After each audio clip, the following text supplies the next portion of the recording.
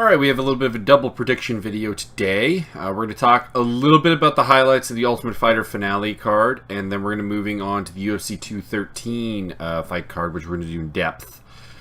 So at the bottom of the card, really a pretty interesting fight to open it up. Torres versus Juliana Lima.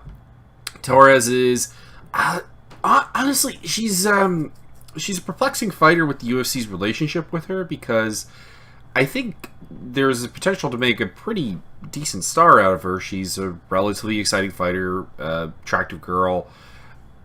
You would think that she would be pushed hard, but she's been asking for fights and hasn't been getting them, to be honest, which is very bizarre. This Lima fight, I think she's got the edge here.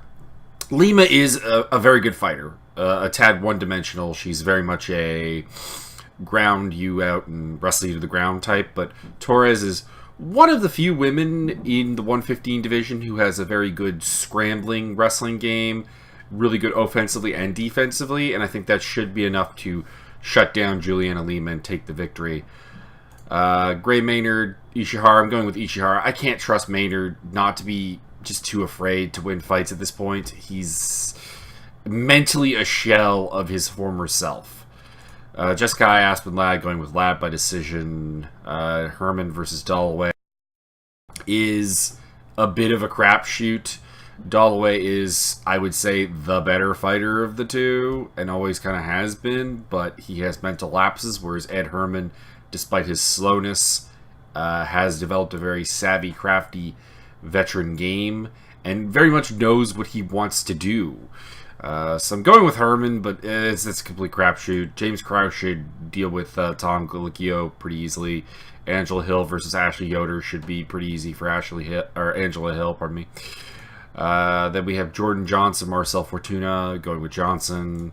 Brad Tavares, Elias Theodoro. That's a really close one. I'm going with Tavares because I think some of the problems that I've seen pretty historically in Elias Theodoro's game is represented in Tavares' game. An ability to be a bit aggressive, to cut the angles, not let him hang around at range.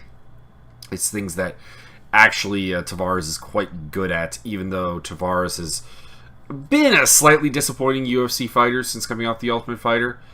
But should get the win here. Although Theodoro winning would not surprise me. This is a very close match, very interesting. Looking forward to it. Jared Cannonier versus late replacement Nick Roerick. Jared Cannonier via probably TKO. He probably has the power to stop him. As much as I do have a lot of concerns about Cannonier's anti-wrestling game, which isn't very good. He's very good at surviving on the ground, very good at neutralizing you, but he's not very good at keeping you from taking him down. Roerick probably will get him down a couple times, but he's coming in very short notice. Very little time to prepare for this match, and I can't really see him picking up the win there. Mark Diakese and Drakkar Klose is a battle of two guys that have actually very much the same problem. They're both really athletic guys, very explosive, actually reasonably talented fighters in a technical sense. Like, they're not just athletes, but they don't really seem to know how to craft a game for like proper victory, to exploit their athletic abilities to the maximum level. And against guys who are similarly athletic, that could lead to a pretty ugly fight, but it's one that I'm kind of looking forward to, and I'm taking Diakese by decision. Then we have Diego Lima, Jesse Taylor in the finals of the Ultimate Fighter. These are two very much Gitka guys. Lima is a guy I don't trust because he doesn't do well when you put a lot of pressure on him, when you make him have to think on, like, he makes mental mistakes, and Taylor, of course, is Mr. Easy Tappings himself. Just random submission losses in his career, despite being a good submission grappler on the offense. His defense is terrible. He just gives up, and makes me not want to pick either of them. Going with Taylor because Lima's not necessarily a great sub guy. 36% of his wins come by sub, but they're more physical domination subs as opposed to catch and snap, which is what you get Taylor in. So going with Taylor, but my God, this was like the two most unreliable fighters on that season getting to the finals. And, well, I mean, I'm kind of rooting for JT Money because if anyone on that season needs redemption the most, it is Jesse Taylor, after, of course, losing his chance at the finals for his casino rampage. Then we have Michael Johnson, Justin Gaethje. I am super, super interested in this fight. I don't like this fight from a matchmaking standpoint because I think it's a poor introduction of Gaethje to the UFC audience. What I mean by that is, we've seen this with World Series of Fighting fighters already, with Marlon Moraes, Dave Branch, and now Gaethje. Is they're coming in, there's a potential, particularly with Gaethje, to be a big star. But amongst the casual fans, a World Series of Fighting resume isn't really worth a lot, and you're dealing with trying to win over a crowd that doesn't necessarily know who you are. That could be a significant problem when you're talking about fighting Michael Johnson, who's a guy who, despite the number 5 ranking, he has a record that doesn't look terribly flashy. He's on a losing streak right now. Just all of these things that make it, you know, undersell how dangerous of a fighter he is if Gaethje beats him. And if he wins, it looks bad for Gaethje. It's almost the same problem they had with the Shevchenko versus Moraes fight. But in the ring, or in the cage, this is going to be a very interesting fight. Can Michael Johnson fight to a game plan long enough to actually take this fight? Or will he do what he's historically done, which is break under the pressure and fight, you know, the fight that his opponent wants? We've seen that with the Nate Diaz fight. We've seen him fail to punctuate the Beneil Dariush fight.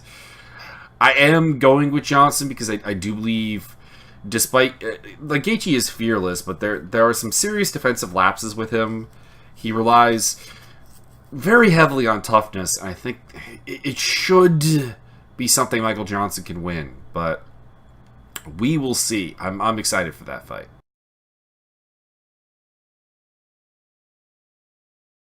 Just load up the 213 card here.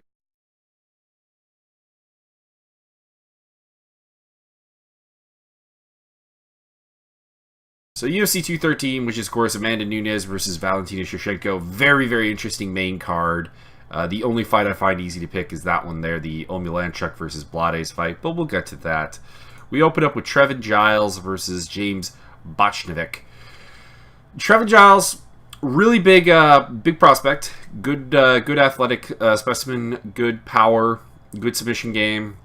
Botchnovic is also a pretty good submission fighter, but nothing great, nothing amazing. Doesn't have the same athletic upside, I don't think. Excuse me. So I'm going with Trevin Giles to pick up the victory here. Could be a TKO, could be a submission. I could see either of those going down. For some reason, they have the fight listed twice on the website. Interesting. Then we have Cody Stamann versus Terrion Ware. I really like Terrion Ware. He's kind of got a young veteran game to a degree. I think he might be old, but I mean, like, his time in the game is somewhat minimal for a guy who's kind of as crafty as him. But Stamann is got a lot of upside to him physically. He's a big prospect. I think the idea here is for him to pick up the victory, and I think he will win. It reminds me actually a fair bit of a Chad Mendes to a degree. Both to a degree, the negative aspects of that and the positives, but he'll probably pick up a decision here. Rob Font versus Douglas Silva de Andrade. Douglas Silva de Andrade is an interesting guy. He's a guy who's training in his backyard when he, I think, actually even made it to the UFC, basically doing that. He's an absolute physical specimen, very, very good. It's just his technical game still needs to catch up to what his body clearly can do. Rob Font, really good fighter who had a little shine taken off him in the loss to John Lineker, and a bit of a lackluster outing against Joey Gomez. But I am going with him here. He is the longer fighter. He can do some things. I think his game is just better put together. He is pretty athletic himself. Like I talked about Douglas Andrade's abilities physically. Rob Font is no slouch, quite good, but he is prone to getting countered. Like, he is open to counters, and Andrade has a pretty good counter game for a guy who really hasn't been like a seriously trained fighter for a long time. So could be interesting in that regard, but I see him taking the decision here. Jordan Meehan versus Bilal Muhammad. This is also a pretty interesting fight. Muhammad is a pretty technical guy, very tough, has shown off that skills in the UFC, but he's also shown some definitive shortcomings that he doesn't really have an ability to adapt as the game goes on. He has a game plan that he pretty much has to stick to, and Jordan Meehan is better in that regard, more dynamic, I think more athletic than Muhammad. Really is a guy I should be picking here with a lot of confidence, but Also a guy who feels like he kind of quits when he doesn't put you away. And I don't think he's going to put Muhammad away. So I have significant misgivings, but we'll go with Jordan Meehan to win a decision. But it's a nervous fight. Thiago Santos versus Gerald Meerschaert. I'm going with Thiago Santos. Meerschaert is... I'm a big fan of Meerschaert, to be honest. Like he's a guy who's made a lot out of not a tremendous amount of athletic ability. He's kind of awkward on the feet. Just kind of has an interesting savant-esque submission game. But he is so lacking athletically compared to Santos. Mind you, so was Eric Spicely. And Spicely went out there and subbed Santos. So, sorry, I've got a very stuffy nose right now. And Santos, floundered there, so it's possible, but man, this should be a win for Thiago Santos. Chad Laprise versus Brian Camozzi. Brian Camozzi is exactly Chris Camozzi, just smaller. Laprise, by decision, he's not really he's not really like bombed anyone out of the park, so I mean, I can't see him finishing him, but Laprise has a much better put together game. Travis Browne versus Alexei Olnik. Going with Browne via first round TKO. Alexei Olnik is not a very good striker. I don't think he's really keeping himself in fight shape anymore, and he's basically just a kind of crafty submission choke specialist, which, frankly, Browne should be able to keep this fight standing. So, yeah, I don't really see how Travis Browne loses this. Mind you, he is coached by Edwin Tervidian. There is always the possibility that just ends very badly. We all know my opinions on Tervidian. Main card, Anthony Pettis, Jim Miller. Very interested by this fight. Anthony Pettis is probably the guy I'm favoring here. Probably taking it by decision. Miller very tough. Don't see him getting finished. But Pettis is the better striker here. Although fundamentally somewhat flawed. That's why he's been able to get cut off against the cage. That's why he's not responding to aggression. Miller is going to bring that. But Miller isn't quite as hard-nosed as an Eddie Alvarez. Isn't quite as athletic as an Eddie Alvarez. Should be able to get some things done, but man, like Anthony Pettis' career is a case of a guy who had a lot of physical talent, and I'm not really sure why he never picked up fundamentals. Hopefully he can pick up the win here. I like Jim Miller. I would appreciate him winning, but when it gets down to it, like I'd like to see Pettis kind of rebound from some hard times. Fabricio Werdum, Alistair Overeem. I'm very interested in this fight. I'm always very interested to see these two guys fight. The second one was terrible, though. I'm going with Werdum. I feel, as much as I feel questionable about Werdum's mental state, ability to put together game plans right now, he's doing some weird things. Overeem is a guy I've never really had a lot of trust against another elite heavyweight. He's a guy, he's an amazing striker, actually a very good grappler, very good physical specimen, very athletic, not as athletic as the Ubereem horse meat days, but, very athletic still.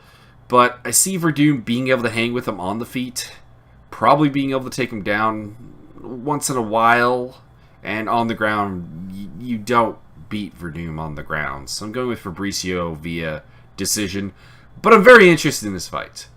Not so interested in Daniel Omielanchuk versus Curtis Blaydes, or Curtis Blaydes.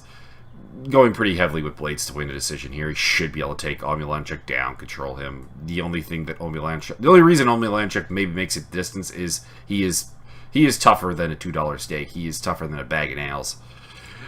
Yoel Romero versus Robert Whittaker. This is a two-true outcome. You've got 5 rounds. Whittaker can win a decision, or Romero can finish him at some point in explosive fashion. I'm going with the latter, but man, I like a lot of Robert Whittaker's game. I think I was one of the few guys to pick him to beat Jacare. He's a fantastic striker. He really, really has adapted his game very, very nicely from his early days. Do not let his early losses fool you into thinking he's not a quality fighter. He is very good. But Romero is honestly a once-in-a-lifetime athlete. He is fantastic. He's an amazing athlete. Despite the fact that he really should be burning his cardio off, like in the first round, he still comes out and finishes people in the third round. It's incredible. I can't bank against that. I just can't. I got Yoel Romero winning this by TKO. And in the main event, a rematch of their prior matchup, Amanda Nunes versus Valentina Shevchenko. This is also a 2 true outcome. I see Nunes winning the early portion of the fight. She starts off very, very strong, but she burns off her cardio a little bit. And I don't know if she can finish Shevchenko in that time period. It kind of showed in their prior fight that she couldn't. And she really got taken over in the 3rd round. And this is a 5-round fight. And that is why I'm taking Shevchenko to win and become your new champion, your first ever Kyrgyzstani champion, or Peruvian, which is where she's also kind of from, champion. Yeah, so I'm going with Shevchenko. Probably lose rounds 1 and 2 to Nunes. Nunes is going to look good. Nunes is going to probably look the better of the 2 when she's winning. And then Shevchenko will take over and win the later rounds to pick up a decision here. That's my thoughts. But I could see a finish. And I could also see improvements from Nunes in the cardio game. It's just I haven't really seen it yet. So, yeah, Valentina Shevchenko to become your new champion. Yoel Romero to become your new interim middleweight champion. That's what I think about this card. It's a pretty exciting card. I like this card. It's not one of these fights is like tremendously like crap. Like there's a couple here that I'm not wondering about the result of. They're showcase fights to a large degree, but they're still interesting in their own way. So that's good. I would say mission accomplished all around in that regard. So I'll be back for the next fight card as well. And I'll talk to you then.